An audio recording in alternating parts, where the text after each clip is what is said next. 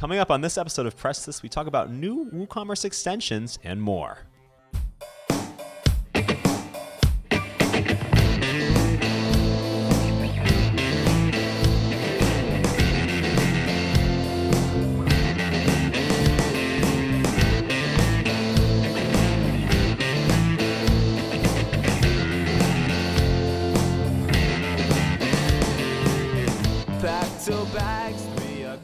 Hey everyone, welcome to another episode of PressThis. I'm your host, Matt. And I'm Dan. Today, we are going to talk about WooCommerce and all the extensions that they have to offer. Well, not all of them.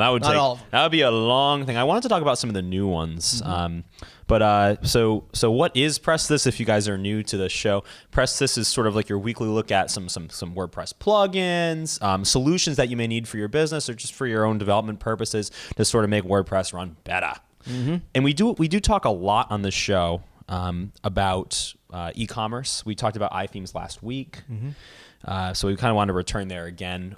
You guys are always talking about WooCommerce, and you guys seem to really enjoy that content. So we want to provide you with a few new solutions that they've come out with that you may not have seen. Yeah, when we talk about WooThemes Exchange, they're brand new right out of the box. Mm-hmm. They're not as mature as a WooCommerce, so they had very, very little extensions. Yes. Very few extensions. Yes. Polar opposite. Yeah. WooCommerce extensions, there's hundreds. Tons. Hundreds and hundreds. So we're going to take a look at some of the newer ones that have been released. Yeah, the past few months. And some iffy ones. Should they really be in there? Yes. Yeah. It was interesting. Yeah. I like that. Yeah. So let's talk about it. So actually, they've been updating as early as 3 days ago or 4 days ago as time of recording here. With some new extensions in there, custom PDF invoices. So and they had other integration there with like authorize.net, where you could go in there and get PDF receipts of the different transactions that had happened on Authorize, which is one of the more popular payment gateways they have because it does support a lot of different countries and good stuff like that. Yeah, and you made mention that WooCommerce is becoming one of like, hey, if I need to sell stuff internationally, because of the amount of gateways that they have to select from, that it's a great choice to tap into other of those markets, right? In looking at the notes too, I didn't mention this plugin, but there was our extension. I keep calling it a plugin. This is an extension. Yeah. The extension, one of the newer extensions is actual exporting guidelines. So you actually go through and basically make sure that your product is good to export out of the country if you're from out of the US. That's interesting. That we're going to get into a conversation later because I think that ties into the does this need to be a paid service sort of conversation, but I'll save that for a little later. Yep. One of probably the biggest new extension that just came out though is the returning warranty requests. That's $100. That came out on the 25th, and you can basically set warranty length for different individual products, and sort of also it provides an option for you to see a list of all your warranty requests. So it's kind of in one convenient place for you. That's what that was. Nice. Yeah. A couple others we want to go through really quickly, and we can maybe stop and talk about them a little bit. Sure. They had the pre-order button added, so you can, or pre-order sales in general, so you can pre-order product. You can also set it so that with the pre-order extension, this is again $99 by the way. With the pre-order extension, you can cancel the order, and refund if you need to if the product doesn't come out, or talk about your release dates and things like that. You can even set like pre-order pricing. So if you want to have like a special pricing, or you even want to have specifically like a cost. Like if you want to pre-order this, it's going to be $5 extra. Depending on what the product is, you can do that as well. Yeah. It's interesting because we're seeing these are all, some are extensions from Woo, and and most of them are extensions from the community. Right. So, like pre-orders. I mean, maybe somebody thinks of doing pre-orders in a different way than maybe the WooCommerce guys go. So when it's just interesting to just note, like, hey, if you're buying these extensions, they might be from a third party. Yes. They might not be from Woo, right? So, because we get a lot of questions all the time, or people contacting us saying, hey, I get this thing from WooCommerce. They're not really helping me out. What's up with their support or all this stuff? Look, I mean, it's just like supporting WordPress. Right? They've got a community of people who are building these things. They can only support you to a certain extent. Other than that, you have to go back to the original developer who built this stuff, right? The issue here, though, and when you look at with the paid ones, when you look at like the free plugins that they offer, and if you go to the search bar within the WooThemes website, you can filter right by free and just look at all the free plugins. All of those free plugins just link you out to the repository, right? And they're just develop plugins by other folks that tie in gracefully with WooCommerce. Excuse me. With these, you're adding to the cart within the service. I'm sure there's some sort of rate they get or whatever from the plugin percentage. But the problem here is you get that point the finger thing. Yeah. You go to WooCommerce. I mean, potentially, I'm not gonna.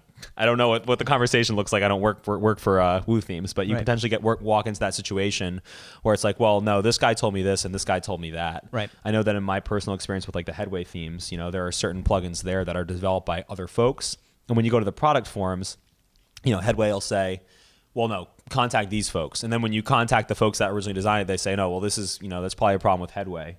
You can get into issues there potentially. Yeah. So just something to be aware of. Yeah, of course. That they're more they're designed by other folks. Additionally, group coupons came out. Most of the plugins are $29. I know the couple we just mentioned are $99 because they are ones that you'd probably have more use for than others. You can create group coupons. This actually works with a free groups plugin. We can link that, I suppose. A specific plugin that's free that allows you to work with groups or user roles within WordPress itself, so that you can say, okay, well, this is a legacy user. They've been buying stuff from our website for 4 years, so they get 33% off versus 10% or something like that. Minimum advertised pricing extension came out. And what this allows you to basically do is set a minimum advertised price. So what you do is you highlight the price, and it says, oh, well, this is now $80, and it used to be $150, and it kind of highlights it over.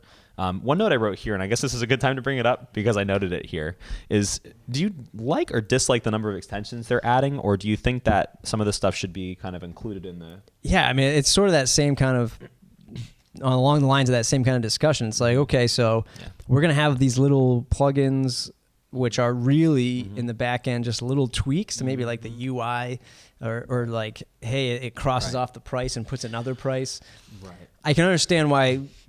Look, if you're launching a site and you're launching an e-commerce store and you know nothing about coding and development, and you have no time, because that's usually important too, is you don't have time to mess around with this. Yeah, you buy the plugin for $30, but then you're buying another plugin for $30, and then another plugin for $30. Which, again, I always say the more paid plugins, the better. The more money you're paying, the better support you should be getting, and the better product you'll get in the long run. But to me, it's almost like you're mixing and matching now just all these little micro extensions where now things will get confusing when you actually start to scale, or if there's a problem with one, and now you got to go and find out why one's conflicting with the other, 3 different authors to go to, and $30 for something like this. I have a conflicted view on it because I think that the pricing is very similar for products that are very different in sort of scale and how helpful they are. You have minimum advertised price for $29. The next one down is Quick View, which provides a whole lightbox effect with adding on a cart button, all this other great stuff, and that's $29 as well. Personally, I think that the Quick View is a little bit more useful potentially than the minimum advertised price, but it's sold for the same amount, which is kind of interesting. Yeah, it does a little bit more for you. I'm conflicted though. I kind of do like the plugin option, and I think the reason I like the plugin option is the same reason I like iThemes Exchange so much. Is it is so simple if you want it to be. Right. With Exchange though, that's where the buck stops. Right. Pun intended, I guess. Right. Is because they just don't have that support yet. They just released a couple weeks ago. Right. Where this has been out for years, and now they're really kind of have tons of extensions for it. But it kind of also cuts the crap. Right. As a business who might be selling a product. If I go to create one product and there's 1,000 options at my disposal, that's too much. Right. Where this sort of says, oh, I don't need a pre-order button, so I will never use it and I will never download it. Right. Yeah. And it won't be there as an option for me to have to uncheck or check or worry about. Yeah. Yeah, I'm not so concerned over price as I am with just mixing and matching all these things from different people. I guess I'm looking at it from like the developer and support standpoint. Right. Because to me, it's easy to quantify this stuff. If you're running a e-commerce site, you should be like, hey, coupons, like I can do group coupons for $29. Well, that's a no-brainer. Like, because if I'm selling something for $100 and now I can put group coupons on this, now I can potentially sell $500 worth. $30 is nothing. Right. Right. So it's easy to quantify this investment. It's just interesting to see all these different little tiny solutions coming out from all these people. Like, it's pretty cool. Yeah. Great. Like, why wouldn't they, at some point, when will WooCommerce adopt an open source methodology of WordPress and just say, okay, well, gee, minimum advertised price, that should just be in the core of Right. WooCommerce. And will they do that? Will they do that? And then, How do they treat their third-party developers? Exactly. That kind of thing. So Right. interesting. Very interesting. As far as payment gateways, because that's usually a sort of a point of contention for why you're going to jump into a framework like this or a WooCommerce or a certain plugin, because you need a specific payment gateway to work. Obviously, PayPal are the obvious ones, and Stripe. Right. And we've had videos before, like the WooCommerce ones, where we talk about those. Yep. We've had whole things on payment gateways, but they have added a few. They have Sage now on the US, which I'm not too familiar with myself, but I know that it's a popular one. I've heard people talk about it. Me too. Are you familiar with it at all? Familiar, very, very basic. On a very basic Yeah. level. Yeah. So Sage is now available for US. That came out very recently as well.